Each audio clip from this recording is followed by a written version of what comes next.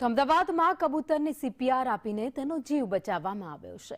કાલુપુરમાં Hathikhana નવાવાસમાં કબૂતરને CPR આપવામાં આવ્યું।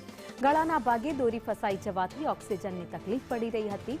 જીવદયા પ્રેમીએ સીપીઆર આપીને કબૂતરનો જીવ બચાવ્યો છે। ખૂબ જ કરુણ ઘટના જે સામે આવી છે। જીવદયા પ્રેમીની આ ઘટના છે જ્યાં કબૂતરને શ્વાસ લેવામાં તકલીફ પડી રહી હતી। તેના ગળામાં દોરી ફસાઈ ગઈ હતી, જેના કારણે તાત્કાલિક જીવદયા પ્રેમીની નજર પડતા જ તેણે કબૂતરનું રેસ્ક્યુ કર્યું, ગળામાંથી દોરી કાઢી અને તેને સીપીઆર આપી તેનો જીવ બચાવ્યો।